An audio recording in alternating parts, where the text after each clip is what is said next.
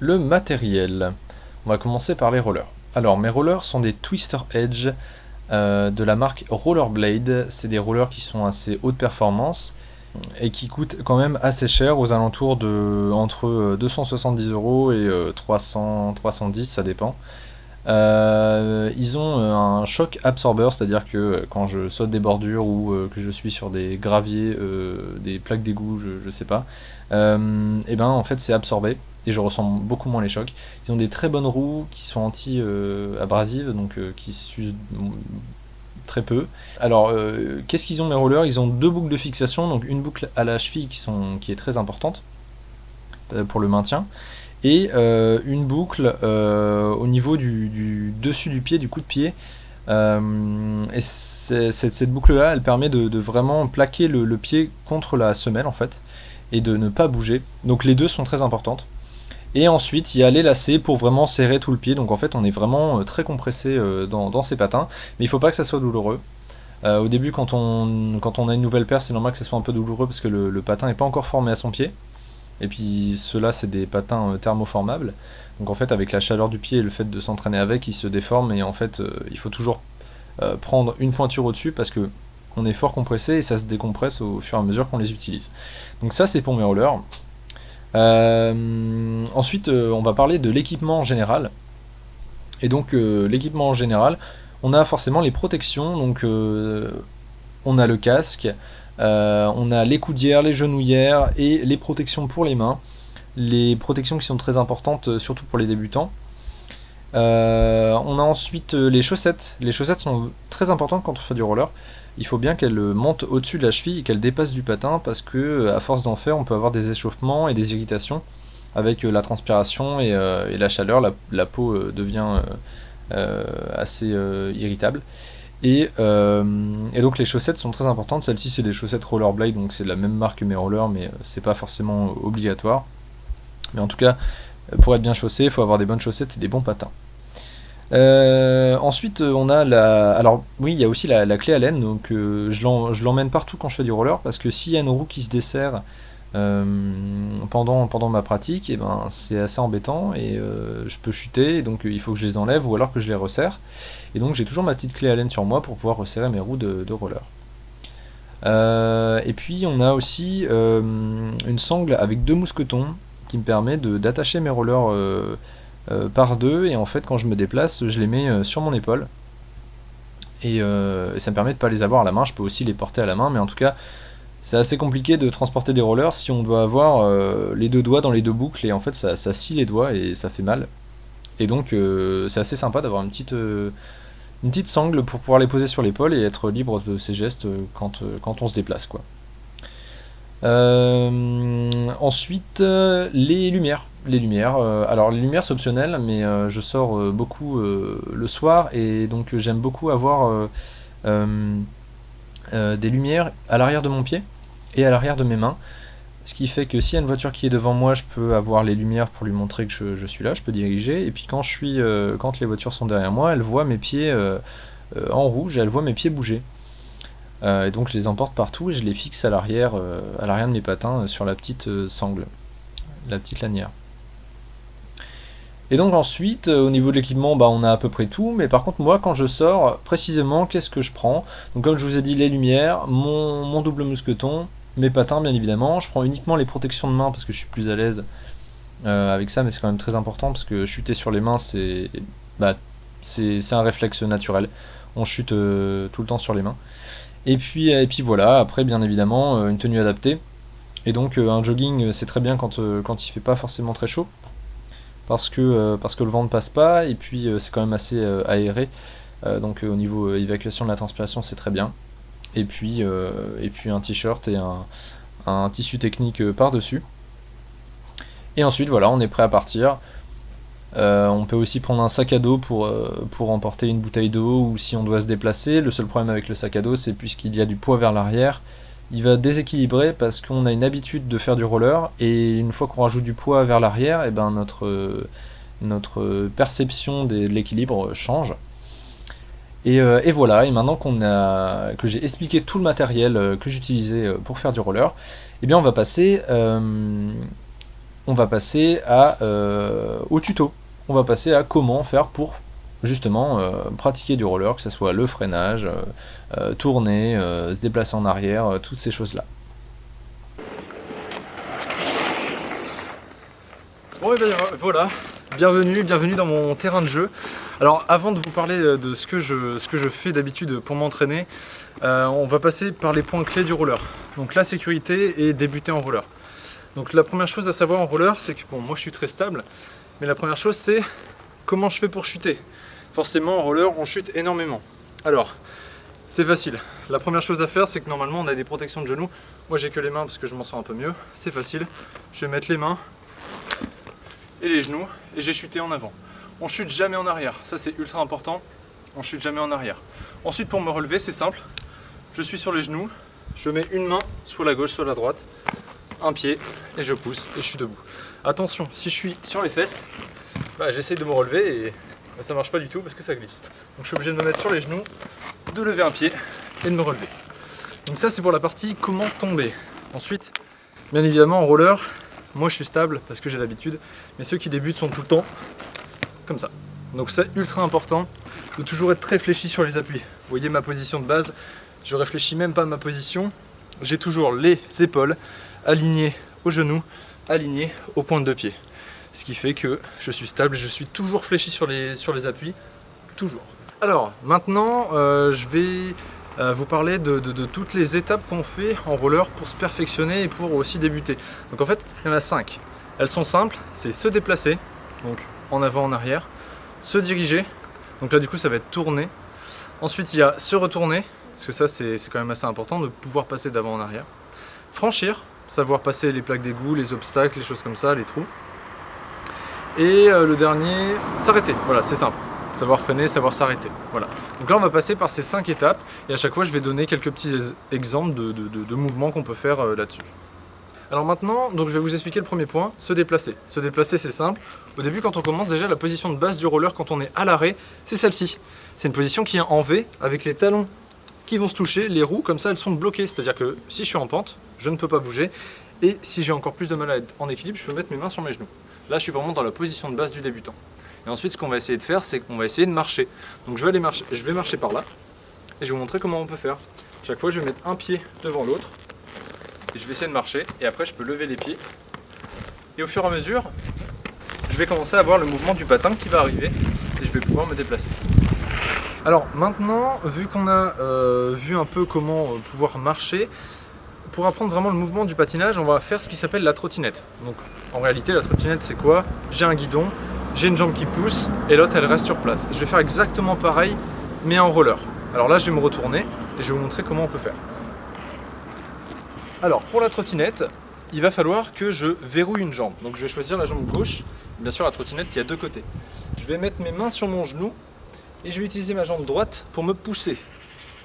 Mon regard il va dans la direction que j'ai choisie et j'ai juste à pousser. Et c'est parti.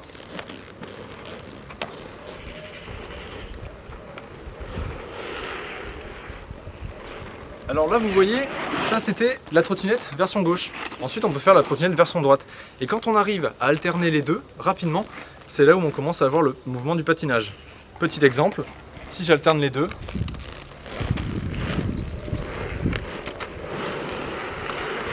et là on est véritablement sur un mouvement de patinage. On sait maintenant comment on peut faire pour patiner. Donc le mouvement de base maintenant, je vais l'expliquer rapidement. C'est très simple. Je commence toujours en V. Et en fait, parallèlement, mon pied, il va falloir que je pousse par là. De l'autre sens, donc perpendiculairement, pardon, de l'autre sens pour pouvoir trouver ma poussée. Mon autre pied est le pied qui dirige. Donc je commence avec les pieds en T, je regarde vers une direction, je mets mon poids sur ce pied-là et je pousse. Et évidemment, je peux commencer de l'autre pied. Et c'est exactement ce mouvement-là qu'on retrouve tout le temps. C'est-à-dire que quand je vais pousser, pousser, et j'inverse les jambes. Le but du patinage, c'est de toujours mettre son poids du corps sur une jambe et sur l'autre. Quand on a les pieds écartés et qu'on n'arrive pas à basculer son poids, c'est là où on est en difficulté. Et c'est là où les débutants vont se perdre. Vous savez maintenant donc comment on peut commencer à patiner. Et on va maintenant voir comment on peut faire pour aller en arrière dans se déplacer.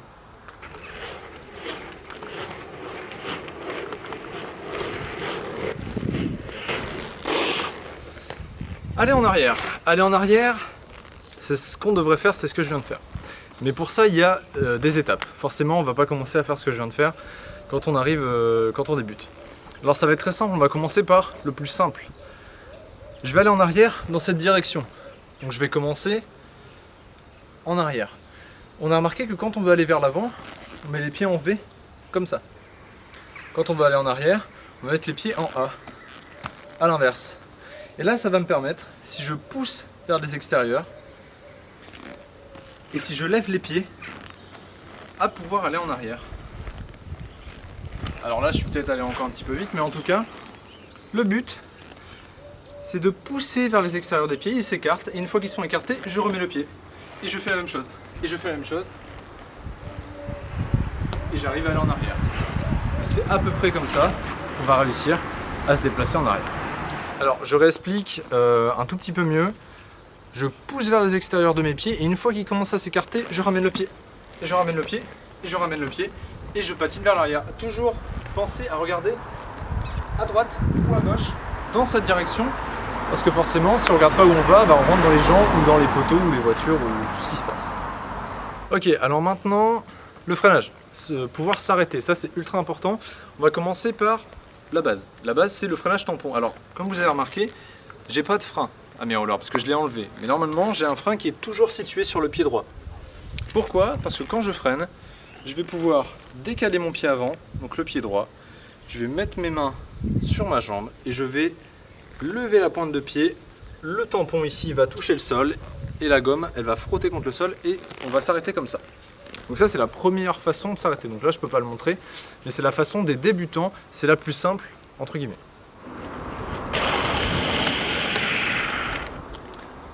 Le freinage en T. Comme vous venez de voir, j'ai mis mes pieds en T, c'est-à-dire comme ça. Je regardais vers ma direction et j'ai fait traîner mes roues pour pouvoir freiner. Je peux faire de l'autre pied. Moi, je préfère le droit parce que je suis droitier. Et voilà comment on peut s'arrêter.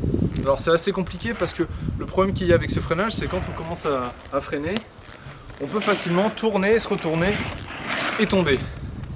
C'est pour ça qu'il faut un peu plus de maîtrise.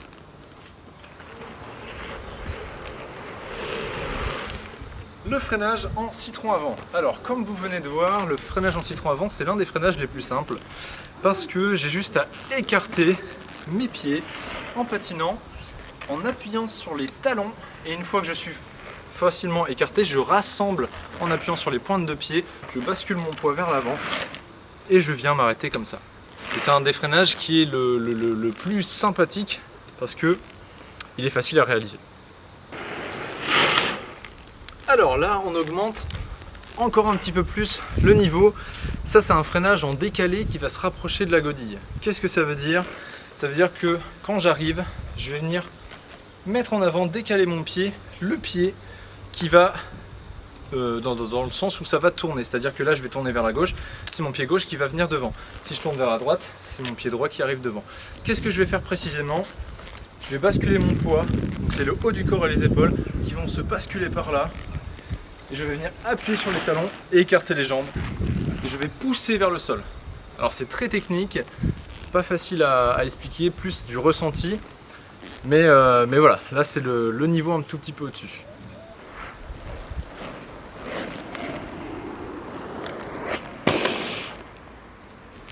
Alors, le level presque maximal. On est sur le power slide, ça s'appelle comme ça. Et donc là on le commence vers l'arrière. Donc je suis vers l'arrière, une fois que je sens que je vais pouvoir freiner, j'allonge le pied qui va freiner, donc soit à droite, soit à gauche. Ici j'ai choisi à gauche. Je vais venir le mettre le plus loin possible en travers du sol pour pas que la gomme elle me fasse voler de ce côté. Il faut bien qu'elle glisse sur le sol et que je puisse avoir le pied très penché comme ça. Et je vais réussir à m'arrêter comme vous venez de le voir.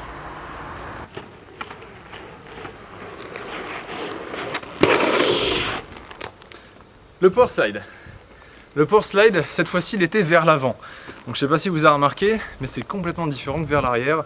C'est-à-dire que pendant que je roule, pendant que je patine, il va falloir que je saute. Je suis pas obligé de sauter, je peux juste laisser ma pointe de roue basculer. Je change le sens de mon patin et l'autre pied, je viens le mettre très loin.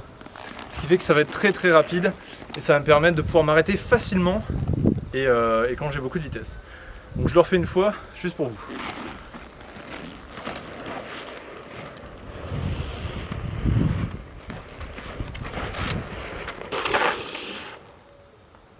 Alors maintenant, on va parler de se diriger. Se diriger, ça va juste pouvoir être tourné à droite ou à gauche, et pour ça, il y a différentes techniques.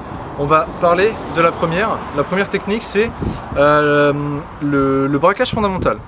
Savoir tourner fondamentalement, qu'est-ce que ça veut dire au roller? Ça veut dire que je vais mettre mes mains comme un avion, je vais laisser mes pieds bien alignés à mes épaules, et je vais essayer de me pencher. Et on va voir qu'en se penchant, ça veut dire que le poids va s'échanger, va venir sur la jambe de l'intérieur, et on va réussir à tourner comme ça, comme par magie.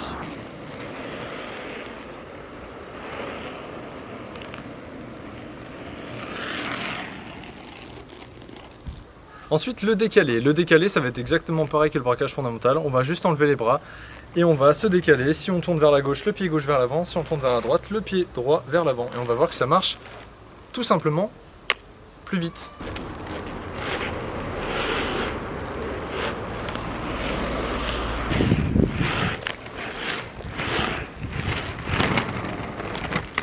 La godille, elle va nous servir à pouvoir slalomer entre des obstacles. Alors comment j'ai fait? J'ai tout simplement utilisé mon poids du corps sur les deux pieds en même temps et je vais vriller mon poids du corps sur les deux patins. Ce qui va me permettre de pouvoir pousser, et avec les deux pieds, comme au ski, de pouvoir slalomer entre des obstacles.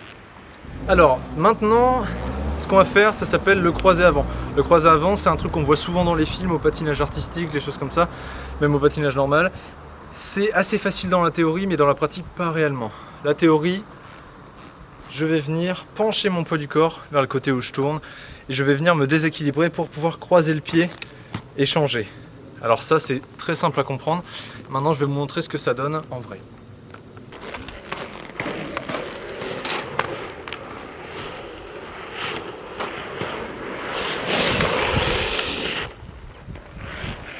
Et enfin, on a le croisé arrière. Le croisé arrière, c'est pareil que le croisé avant, sauf que c'est forcément en arrière. Mais c'est beaucoup plus compliqué parce qu'on a l'habitude de plier les jambes, d'être bien dans son axe, et d'un seul coup, il va falloir se déséquilibrer en arrière, ce qu'on n'autorise jamais en patin, sinon on tombe vers l'arrière. Donc, je vais essayer de vous le faire, je suis pas un pro, mais on va voir ce que ça donne.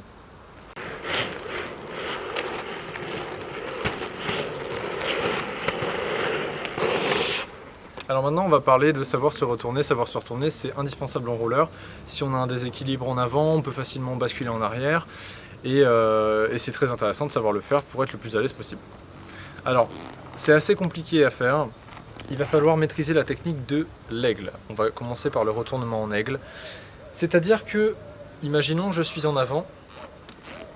Je me dirige par là et je veux aller en arrière. Comment je vais faire? Je vais venir prendre le pied qui est en arrière, parce que je vais décaler mes pieds, me mettre dans cette position qui est très inconfortable quand on ne bouge pas, pour garder son équilibre. Pourquoi cette position? Parce que mes roues, elles sont alignées avec ma direction, et une fois que cette position est faite, le pied qui était vers l'avant arrive vers l'arrière, et je me retrouve en train de rouler en arrière avec les pieds décalés. Donc ça, c'est dans la pratique, dans la théorie, et la pratique va être différente. Donc je vais vous montrer maintenant qu'est-ce que ça donne à une plus grande vitesse. Je me mets à patiner, je décale mon pied vers l'avant, celui vers l'arrière arrive ici et l'autre il se décale directement. Donc là je ne suis pas allé très vite, mais au moins je vous ai montré ce que ça donne quand on est en train de rouler. Et maintenant je vous le fais vite.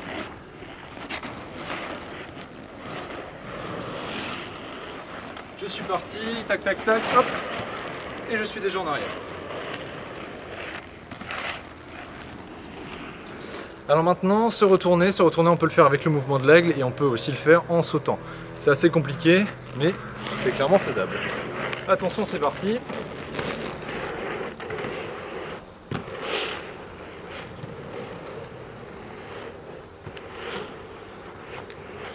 Et ce qui nous amène maintenant au dernier point, savoir franchir. Franchir, évidemment, les obstacles. S'il y a une bordure, un caniveau, une plaque d'égout, des branchages, n'importe quoi, c'est important de savoir sauter et décaler les pieds. C'est ce qu'on va voir maintenant. Alors on arrive maintenant à un passage piéton. Pour pouvoir passer ce passage piéton, il va falloir que déjà je m'arrête devant ce passage. Donc je peux m'arrêter en citron avant, je me décale, je regarde la circulation. Une fois que je peux passer, il va falloir que je descende la bordure. Alors comment est-ce que je peux faire ça? C'est très simple. Comme d'habitude, on décale le pied et ça va me permettre de descendre, simplement. Vous avez bien vu, j'ai plié les jambes et les genoux, c'est très important, parce que sinon j'arrive tout droit et je peux avoir des déséquilibres vers l'arrière. Alors j'ai l'habitude, mais quelqu'un qui n'a pas l'habitude, s'il ne plie pas les jambes, il va tomber vers l'arrière obligatoirement. Alors maintenant je vais traverser la route, comme on a vu je peux descendre en décalé, mais par contre la suite j'ai envie de le sauter. Donc là on va voir la deuxième étape du franchir, c'est savoir sauter. Pour sauter, je viens plier les jambes contre moi, contre mon torse, et non pas contre mes fesses, sinon je vais être déséquilibré, mais je vais venir plier le plus haut possible vers moi, et quand j'atterris, je fléchis bien les jambes, et je peux aussi mettre les mains vers l'avant pour être sûr d'avoir une stabilité. Donc ça donne ça.